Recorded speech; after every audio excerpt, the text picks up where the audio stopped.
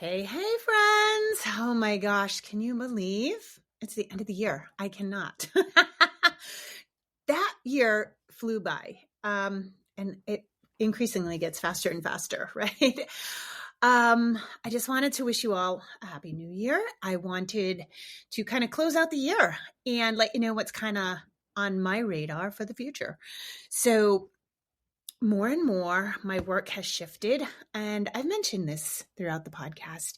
I really feel like one thing that's happened over the last couple of years is I've become more of a parental life coach as opposed to a parenting coach or a potty training educator. I find that one thing that is happening with all of my clients, and it may or may not be you, I know I have a widely diverse audience. And largely a conscious, you know what I mean when I say conscious. Like, I think we are all really thoughtful about our parenting. If you listen to me, I think, um, I think we really try our best to be the best parents we can be, right? And sorting through all that, what that means, and going through, a large portion of this year has been like sifting through the quote unquote gentle parenting misconstrued as permissive parenting. And more, I do find a bit of, well, I'll talk about that in a second. Sorry, I'm getting ahead of myself. I find that with my clients, I can't give strategies. I can't even help potty train a kid because lifestyles have gotten out of control. And the busyness, the overschedule, the rat race, the parenting hustle is what I'm calling it. And I'm really helping people figure out their lives more than their parenting. And there's a saying I love. I saw it as like a graphic on Instagram, and it is, maybe becoming yourself isn't becoming anything at all, but stripping away all the things that fucked you up to begin with. And I really love that because I do think, especially postmenopausal, it's like I look back on my life and I go, okay, well, first I was a people-pleasing maniac who didn't know what the hell she was doing. Then I was a mom. And well, in between there, I got my shit together. And then I was a mom and I gave and gave and gave. And now truly, I'm comfortable in my own skin. I love who I am. I'm not people pleasing anymore. And I'm not, I'll always be a mom, but I'm not the hands-on parenting. And so it's this like glorious time, which thank God, this is why you want to stay in shape, because it's my fucking time now, right? This is my time. And I can feel that it's, my whole life has been sorting through the things that fucked me up. And then I feel like this is the rawest, purest version. And that's where they say youth is wasted on the young, right? Like now I'm starting to have it figured out. Not all the way. Of course, I'll probably be close to dead by the time I figure it out. But it's just this like amazing time where all of that other stuff got stripped away. And I find my work with parents is similar. Like the parenting strategies aren't going to help you if you spend 2 hours with your kid every day. We can't do any work that way. And so a lot of it is figuring out scheduling, maybe how to downsize a little. So maybe one parent can get out of work after a half a day, helping parents look at their finances and deciding, okay, what money is going where, because the dual income is often a myth. It's a thing. Google it. It's a myth because with a dual income comes lifestyle bumps. And so many people think that they have to have certain things and they don't. And so figuring that out, and this is all very individual. I'm not making any proclamations that anybody should be living one way or another, but if your child is having behavioral problems and it's not due to a diagnosis, or even if it is due to a diagnosis, and there are strategies that aren't going to work if we don't have any time. If your schedule is so packed, if your life is so busy, if you are so burnt out that you cannot hold boundaries, this is the number one thing I've been working with this year is I can't, I'm exhausted and I can't hold the boundary. This is how we end up with like a picky eating. This is how we end up with behavioral stuff, right? So and it's not always the basis, but it's a large portion that I'm seeing. And potty training, I can't get parents to do one day at home. People are literally letting their kids be 5 years old and going to kindergarten, neurotypical average developing kids, because nope, I don't have the time. I have parents who don't have 9-year-olds in diapers at night because I'm not missing my sleep. I'm exhausted. So I really love this new role that I've kind of fallen into, and it's very exciting to me, but that's what I'm going to be focusing on this next year, is like, how can we just figure it out that we're not so burnt out? And I find I'm in this sort of generational gap, because this always comes up with screens. And this was the thing, like, of the last month of December, November of 2025, I really started to think, and I've said this numerous times on the podcast, right? Like, I'm like, okay, Pascal was 5 before we had personal devices. And of course we had TV, but the programming was different. And I utilized, a little PBS here and there. It wasn't an ongoing thing, but it was, I did utilize it. And so I feel like I'm in this generational gap here where, parents are like, no, you don't understand. I have to use the iPad. I have to use this. I have to use screens. I have to. My kid has to be in activities. I can't manage them on the weekends without activities. They're bored, like all these things. And so, and I'm left here going, I feel like such a boomer. I feel like such an old person, because I'm like, well, just do it. Like, right? And that's not helpful to anybody. I'm like, what do you mean you need a screen? Like, we didn't have screens. Like, I feel like the get off my lawn, grumpy old person. And so one thing I'm definitely doing is I'm starting to interview moms, and some of them have an audience in their own podcasts, and some of them are moms, and I'm just younger moms than me. And I want to hear, because there are so many things I'm trying to figure out. I'm trying to figure out what changed so drastically between me and you guys, if you're, say, under 40. And there are big differences. And I never, ever, ever want to be like, you guys need to do it this way, right? I really want to find out, because if we can't name how these things happened, we can't fix them. How we got into this mess, how we got so overextended, so stretched out, what is so overstimulating. And I've done a lot of content about this already, but I've been hearing from younger moms, and I'm enjoying and loving the conversations, because I'm like, oh, I never thought of that. Oh, I didn't think of that. Okay. And so I think this is going to be a really cool thing. And always, this is not a one-person problem. So if you feel like I'm calling you out, I'm not. This is a societal problem, but if we can't name it, we can't fix it. And so that's really where my work is going to go. Also in the new year, I'm very excited. I've gone throughout the years, I've had various business teams, and for one reason or another, they haven't worked out. And I have a stellar business manager now. And one of the things she asked me recently was like, I need to know what lights you on fire. I need to know what part of your work just brings you so much joy, like you could do it for hours and hours and hours. And, I have a lot of tentacles to my business. And so I was like, oh my God, I love, in our online community, we have once a month, we have a live call. And with my OCRAP potty training consultants, once a month, we have an online call. And I love in person, most of all. I love speaking in person. I love teaching in person, but mostly I love communing with women in person. And back in the day when OCRAP potty training was first starting, one thing I would do is I would go visit. I have friends all over, especially all over the US, but all over the globe. And I would find friends I want to visit.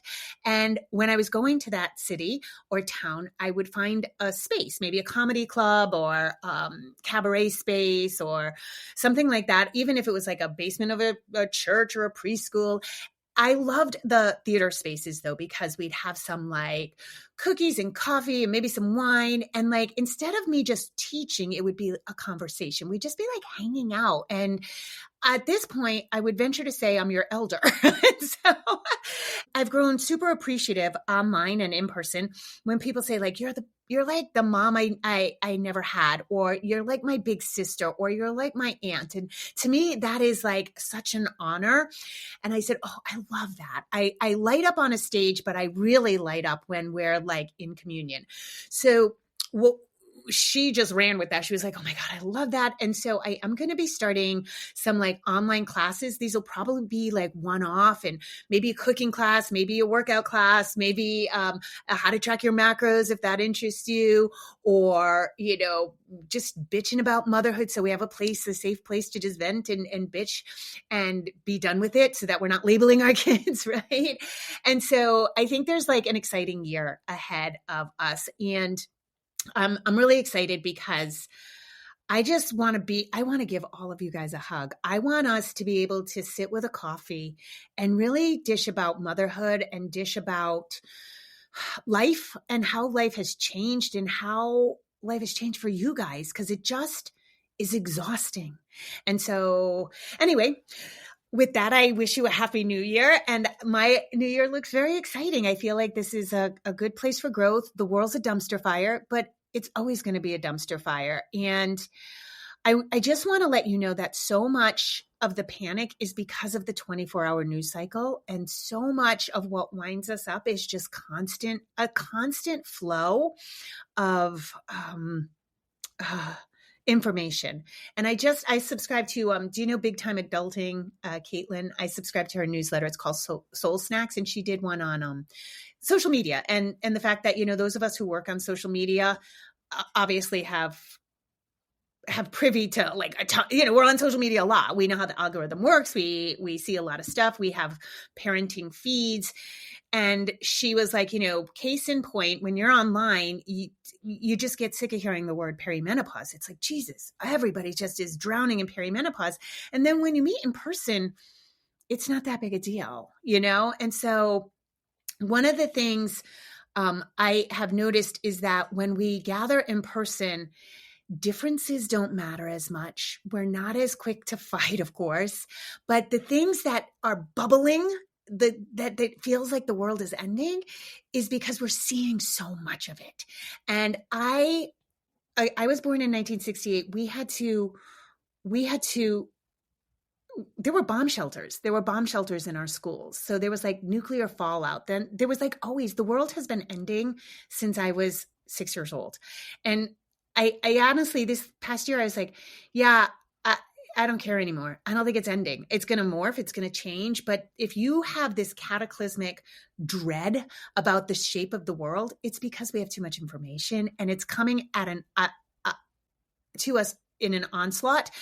And it's not all experts. It's not all experts. It's just like people talking. And so it can really cloud your judgment. And even if you don't have social media, if you watch any major news, if you listen to anything, it can feel like it really weighs you down. And I am proposing that the world is not ending. I am proposing that it's not a dumpster fire, that we're just aware of more things happening, whereas before we weren't. And I do believe in love, and I believe in humans to pull through this. I really believe in Gen Z and Alpha. And I think they're going to be our change. And so I'm starting off the new year with that in mind. And I wanted to update you. So I did the 26 before 26, and I got through almost all my 26s, and it was really great. And one thing I did is Pascal and I, we put our heads down, right around Thanksgiving.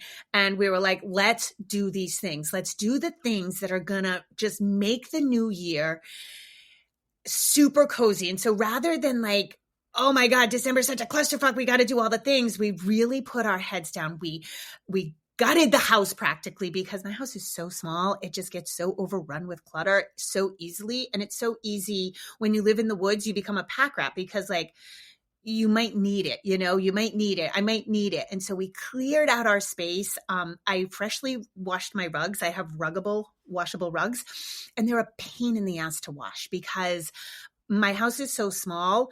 The only washer and dryer that would even fit through the doorway was the mini ones that stack on top of each other. So the rugs don't fit in that. It's like a mini washing machine. And so the rugs don't fit. So I have to take them to the laundromat, and the laundromat doesn't do a good job. So I have to wash them a couple of times. I have to dry them a couple of times. And so I washed the rugs, and we cleaned out a lot of the clutter, finished painting my kitchen. I started to get, don't fucking laugh at me, I started to do Pascal's baby book. His baby book was just a box of stuff. We took a trip to Bali when he was 8 years old. We did that photo album. I went on to all my old Snapfish sites and ordered books of pictures because I lost track of pictures when he was little. I went back on Facebook and found his childhood is practically documented there. We had no idea what we were doing when Facebook came around, and pretty much his whole childhood was on Facebook. So I first of all, I want to remove that digital footprint, but I also was like, let me get these pictures like in hard copy. And so attended to those. What other big projects did I do? We made actual real hot chocolate with whipped cream, and we sat down and watched a movie. It wasn't a Christmas movie. He loves Bohemian Rhapsody. He's always loved it since it came out. So we watched Bohemian Rhapsody, and yeah, just really, I didn't get through some of it. Like I have to order this special paint. I have a defunct chimney in the middle of my house that protrudes sort of into the kitchen. And it's I don't know the actual material that's covering it, but it seems to be porous. And so they make a special paint, and I had to order it because it's going to make it like, a cool like matte finish. And it seemed like the only thing that would like stick to that porous thing without caking paint up. So that's not done, but I'm getting to it. And I'm learning how to edit so I can get more going on that way. Cause like for social media, I just have to, and for YouTube. So yeah, so a lot of great things. I highly recommend, if you didn't do it this year, when I mentioned it on the podcast, I suggest you can do it anytime, but it does require, I like the idea of doing it. I did it, I think, when there were 61 days left to the year is when I heard about the idea. And I like the idea of having a time crunch. And for me, I have always loved New Year's Eve. New Year's Eve is like my favorite. I just feel this sense of, it's a fresh slate. It's a new year. And I've never been one, as you guys know, if you've listened for a long time, I don't like resolutions necessarily. I like a New Year's resolution. I think it's lame. I think we try to make big changes in a time when we shouldn't make big changes. We should be slumbering down for the winter. I think it's weird because like winter really doesn't begin till the solstice. And even then would the days start getting ever so slightly longer. And it is though a time of hibernation, and we're really supposed to do resolutions and things. The real fresh beginning is spring. It's not the middle of the winter. But I just like that marking of a clean calendar. And to me, it's just always a fun time of like, all right, here we go. It's another chance. It's another chance to get it right. And we're not gonna, but this 26 before 26 was just a really great way to set a time limit to it, so that we hunkered down and did it. And Pascal loved it. And I can tell you something. If your house is overrun, if you feel like you have too much stuff, you do. And I am going to continue to de-influence you. The mental clarity I get when I declutter, it comes from a long time ago. When I moved to San Francisco, I literally took a Greyhound bus from Rhode Island to San Francisco. I had one trunk. We had to take several connecting buses. It was one of the most hilarious trips I've ever taken in my life, because I thought it'd be like a green turtle bus. Like I thought it'd be a bunch of hippies taking the bus because it'd be fun. And it's actually like a lot of prisoners get out of jail and take the bus cross country. And so it was a very interesting bus ride. I was 20 years old and I landed in San Francisco, and my trunk was a bus behind me. So I didn't have it on me. And I immediately got a studio apartment. And this was in 1991. And I got a studio apartment, and it was all white rug, white walls. And I'm sure it was just cheaper to just slap white paint to hide anything. And I'll never forget the clarity I had. I have always been a pack rat for memorabilia and fun stuff. And for the first time in my life, I had like empty walls, empty space. And I was like, oh my God, I can think. And so it started a journey of minimalism. And now being in my very small house, very careful about what comes in, and decluttering and really making hard choices about what we choose to have in our house. Just, oh my God, it's remarkable. It's like, I feel like I can breathe better. My lungs function better. My head functions better. And so, and I know some people lean towards maximalism, and that's cool. But when you have kids, it quickly overruns. So I'm going to continue to press for less crap in our houses. And I know it's not all crap, but like more more space all around, right? More headspace, more space in our calendars, more space in our homes. And then there'll be more space in our brains and our hearts, I think. Not to be like all profound and shit, but I really do think so. So, anyway, with that, I wish you guys a happy new year and a safe new year. And yeah, let's fucking do it, man. Let's do it. Let's have a, what do I always like a compass word. And I think just, I don't know, cozy just keeps coming up. I just want cozy and slow, intentional. Maybe intentional is the better word. Yeah. All right. With that, I bid you adieu. And I hope, again, you have a wonderful New Year's Eve. All right, you guys, thank you as always for being here, for listening. I do not take your listening lightly. You letting me be a part of your life, whether you're washing dishes or finally in the car by yourself and you choose to listen to me, I take that very, very, very seriously. And I'm so honored you're here. But also, do me a solid and leave me a 5-star review. Okay. All right. All right. Put your phones down. Rock on, guys. Bye.